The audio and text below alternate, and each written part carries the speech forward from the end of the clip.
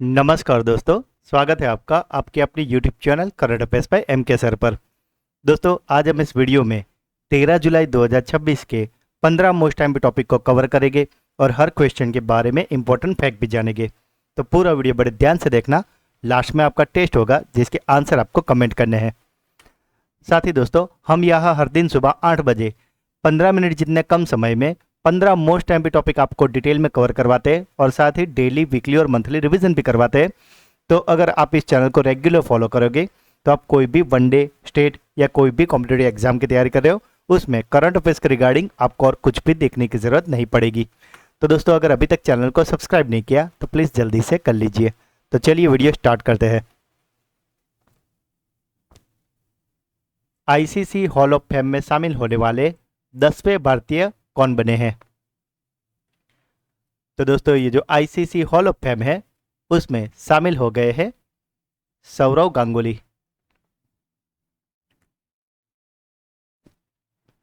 पूर्व भारतीय कप्तान सौरव गांगुली, महिला क्रिकेटर अंजुम चोपड़ा और इंग्लैंड के केविन पीटरसन को जुलाई 2026 में इसमें शामिल किया गया है। सौरव गांगुली यह सम्मान पाने वाले 10वें पुरुष भारतीय क्रिकेटर बने हैं, जबकि अंजुम चोपड़ा भारत की तीसरी महिला क्रिकेटर बनी है। अब तक इस प्रतिष्ठित सूची में शामिल होने वाले कुल भारतीयों की संख्या, जिसमें पुरुष और महिला दोनों मिलाकर 12 हो गई है।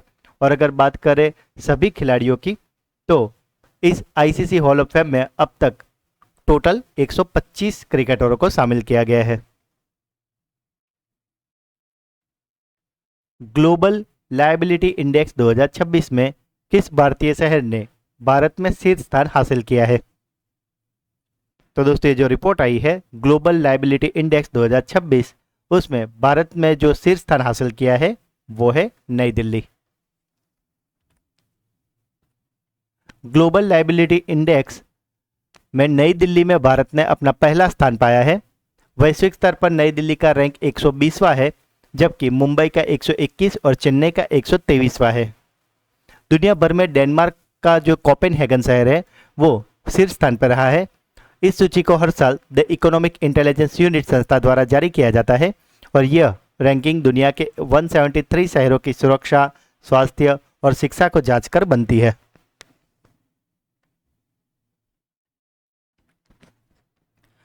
बागबानी में बेहतर प्रदर्शन के लिए किस राज्य को एग्रीकल्चर लीडरशिप अवार्ड मिला है?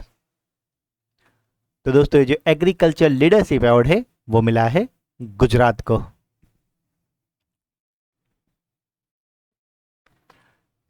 यह पुरस्कार जुलाई 2026 में आयोजित एक राष्ट्रीय सम्मेलन के दौरान दिया गया है। यह गर्मियाई पुरस्कार समारोह देश की राजधानी नई दिल्ली में आयोजित किया गया था। केंद्रीय रक्षा मंत्री राजनाथ सिंह ने राजस्थान के राज्यपाल हरिभाऊ बागड़े की उपस्थिति में यह पुरस्कार प्रदान किए। गुजरात सरकार की ओर से राज्य के कृषि मंत्री जीतू वाघानी ने इस राष्ट्रीय सम्मान का स्वीकार किया। गुजरात को यह पुरस्कार बागवानी क्षेत्र में उत्कृष्ट प्रदर्शन, आधुनिक तकनीक के उपयोग और फलों सब्जियों के रिकॉर्ड उत्पादन के लिए मिला है। वर्ल्ड बैंक ने किस भारतीय योजना के लिए 890 मिलियन अमेरिकी डॉलर की वित्तीय सहायता को मंजूरी दी है? तो दोस्तों, ये जो 890 मिलियन अमेरिकी डॉलर की वित्तीय सहायता है वो दी गई है, उसका नाम है प्रधानमंत्री सूर्य घर मुफ्त बिजली योजना। विश्व बैंक ने इस विशाल वित्तीय पैकेज को 9 और 10 जुलाई 2026 को मंजूरी दी है। इस राशि का उपयोग पूरे भारत में ग्रामीण और शहरी क्षेत्रों में 1 करोड़ घरों की छतों पर सोलर पैनल लगाने के लिए किया जाएगा। यह पैकेज विश्व बैंक द्वारा दिया गया है, जिसमें 820 मिलियन डॉलर का ऋण है, 60 मिलियन डॉलर का रियायती ऋण है और 10 मिलियन डॉलर का अनुदान है।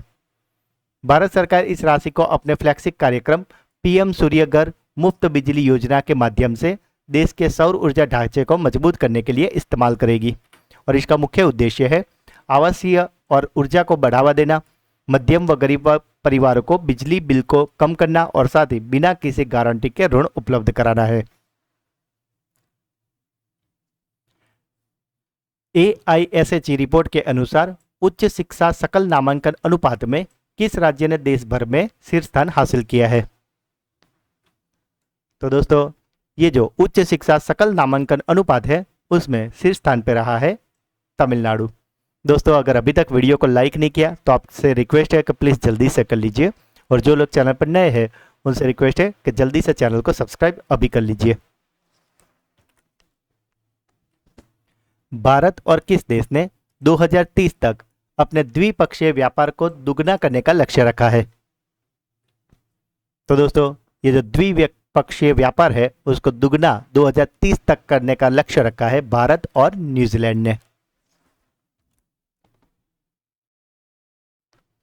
नाबार्ड की स्थापना किस वर्ष और किस तिथि को की गई थी?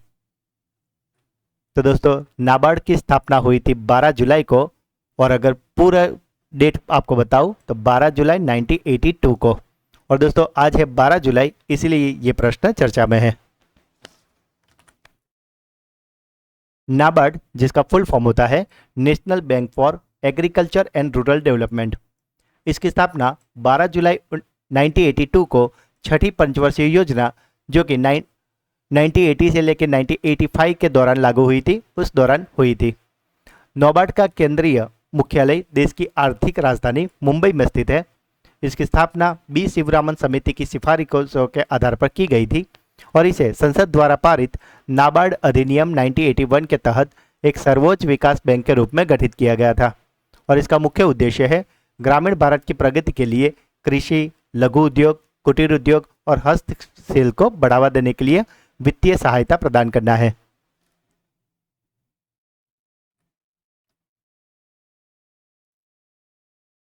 दक्षिण एशिया के सबसे बड़े निजी क्षेत्र के मिसाइल निर्माण केंद्र की आधारशिला कहाँ रखी गई है? तो दोस्तों ये जो मिसाइल निर्माण केंद्र है वो बनने वाला है मध्य प्रदेश में। ASEAN India trade in goods agreement की संयुक्त समिति की बैठक की मेजबानी कौन सा देश कर रहा है? तो दोस्तों ये जो आसियान की बैठक है उसकी मेजबानी कर रहा है हमारा देश भारत। और दोस्तों ये भारत में होने वाली है नई दिल्ली में। और अगर बात करें आसियान के फुल फॉर्म की तो वो होता है association of south east Asian nation. किस परियोजना को WSIS पुरस्कार 2026 से सम्मानित किया गया है?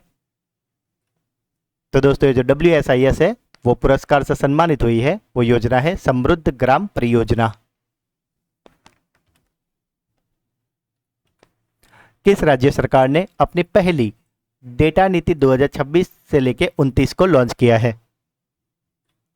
तो दोस्तों ये जो पहली डेटा नीति है जो कि 2026 से लेकर 2029 के 3 साल के लिए है, और इसे लॉन्च किया है गुजरात ने। गुजरात सरकार के इस ऐतिहासिक और अपनी पहली डेटा सेंटर नीति का अनावरण 9 जुलाई 2026 को किया गया है। इस नीति को राज्य की राजधानी गांधीनगर के महात्मा मंदिर कन्वेंशन सेंटर में लॉन्च किया गया है। गुजरात के मुख्यमंत्री भूपेंद्र पटेल और विज्ञान एवं प्रौद्योगिकी मंत्री अर्जुन मोढवाडिया ने इसका आधिकारिक शुभारंभ किया। इसका मुख्य उद्देश्य है गुजरात को आर्टिफिशियल इंटेलिजेंस, क्लाउड कंप्यूटिंग और हाइपरस्केल डेटा सेंटर के लिए अग्रणी डिजिटल हब बनाना है। इस 3 साल की नीति के लिए 6 लाख करोड़ रुपए का निवेश आकर्षित करने और 7.5 गीगावाट डेटा सेंटर क्षमता विकसित करने का लक्ष्य है।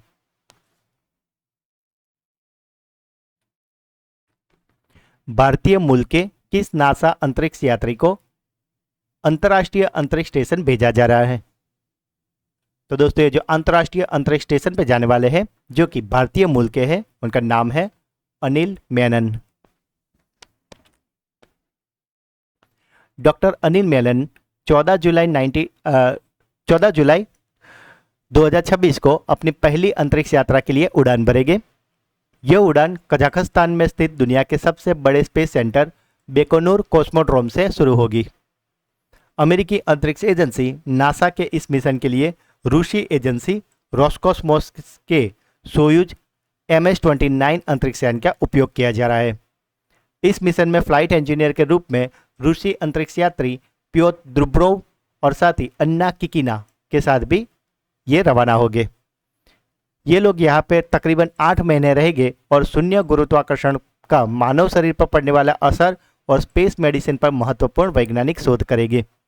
अगर बात करें अनिल मेनन की, तो वे उनका जन्म अमेरिका के मिनियापोलिस में हुआ था, लेकिन वे मूल भारतीय के हैं, जिनका परिवार भारत के केरलम राज्य के पलक्कड़ से बिलोंग करता है। किस देश में एक समारोह में ह्यूमनॉइड रोबोट की शादी कराई गई है? तो दोस्तों ये जो दो रोबोटों के बीच में शादी हुई है और ऐसा किया गया है रूस यानी कि रशिया में। यह अनोखी पहल रोबोटिक शादी जुलाई 2026 में परिवार, प्यार और निष्ठा दिवस के अवसर पर आयोजित की गई है। यह भव्य प्रतीकात्मक विवाह समारोह रूस की राजधानी मॉस्को की ऐतिहासिक पुश्किन लाइब्रेरी में संपन्न हुआ। इस विशेष तकनीक आयोजन का रोबोट बनाने वाली प्रमुख कंपनी आईटी इंपेरियल द्वारा आयोजित किया गया था। यह जो लड़का था वो रोबोट का नाम है रॉबर्ट, जो कि एक ऑफिस कर्मचारी और ब्लॉगर रोबोट है, और जो भी लड़की थी यानी कि लेडी रोबोट, उसका नाम है मटिल्डा, जो कि एक बैले डांसर रोबोट है। और इन्हीं दोनों के बीच में ये शादी की गई है। इस शादी में पारंपरिक अंगूठियों की जगह इलेक्ट्रॉनिक ब्रेसलेट के अदला बदली की गई थी, और जिन्हें मंच तक डॉगमेटिक नाम का एक रोबोटिक कुत्ते ने पहुंचाया था। साथ ही दोस्तों जून मंथ का मंथली करंट अफेयर्स, जिसमें हमने जून मंथ के मोस्ट टाइम पे 200 एमसीक्यू करवाए हैं। तो अगर अभी तक आपने ये वीडियो नहीं देखा तो दोस्तों इसे आप अवश्य देख लेना, क्योंकि अगर आप ये वीडियो देख लोगे तो जून मंथ के मंथली करंट अफेयर्स रिगार्डिंग आपको और कुछ भी देखने की जरूरत नहीं पड़ेगी। इस वीडियो का लिंक आपको इसी वीडियो के डिस्क्रिप्शन में मिल जाएगा। और साथ ही अगर आपको अगले किसी भी मंथ के ऐसे मंथली वीडियो चाहिए तो सभी हमारी चैनल पर अवेलेबल है, जिसमें हमने हर मंथ के ऐसे मोस्ट टाइम पे 200 एमसीक्यू कवर किए हैं। इन सभी वीडियो का लिंक भी आपको इसी वीडियो का डिस्क्रिप्शन में मिल जाएगा। तो दोस्तों ये सारे क्वालिटी क्वेश्चन है, इसे आप अवश्य से देख लेना। राजस्थान की किस 200 साल पुरानी वस्तु को जीआई टैग प्रदान किया गया है? तो दोस्तों ये जो जीआई टैग मिला है जो कि 200 साल पुरानी वस्तु है, और वो है जोधपुर की मोजड़ी।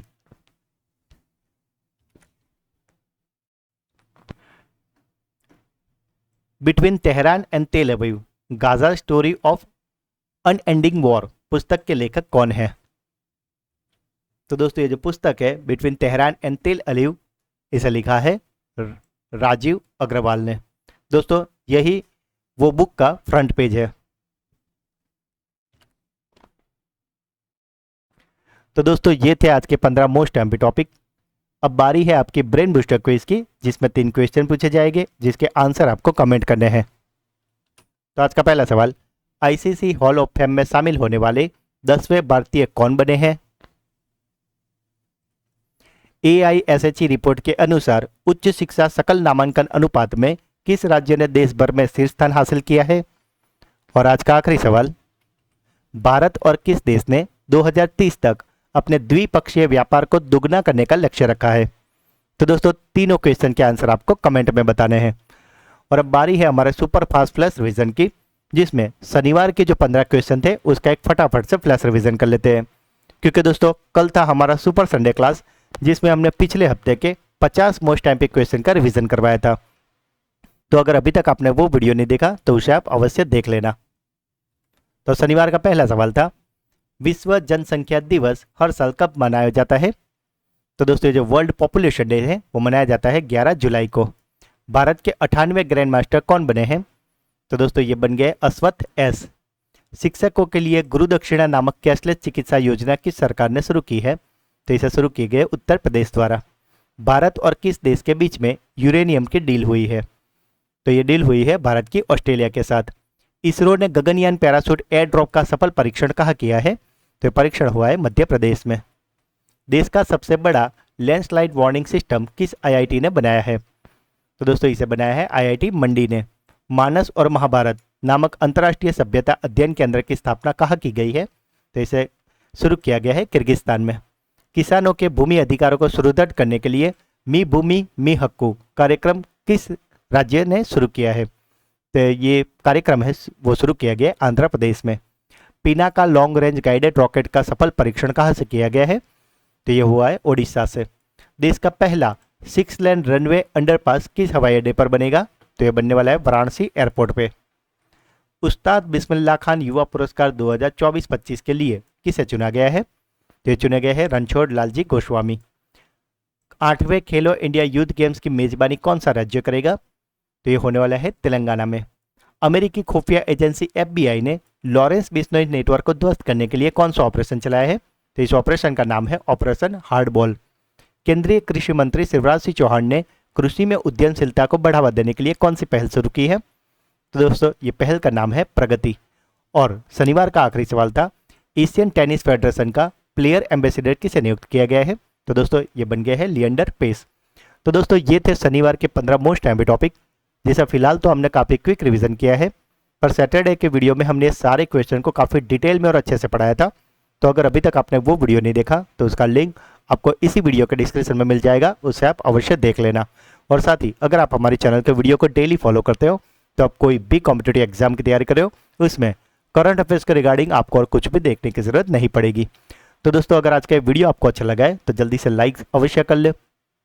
जो भी क्वेश्चन पूछे गए उसे कमेंट में अवश्य से बताएं, क्योंकि दोस्तों मैं हर कमेंट का रिप्लाई जरूर से करता हूँ। इस वीडियो के लिंक को अपने सभी व्हाट्सएप, टेलीग्राम और सोशल मीडिया पर शेयर करके चैनल को सपोर्ट जरूर करें। और अगर अभी तक चैनल को सब्सक्राइब नहीं किया तो प्लीज़ जल्दी से कर लीजिए। तो मिलते हैं ऐसे ही एक नए वीडियो में, तब तक के लिए पढ़ते रहिए, आगे बढ़ते रहिए। जय हिंद, जय भारत।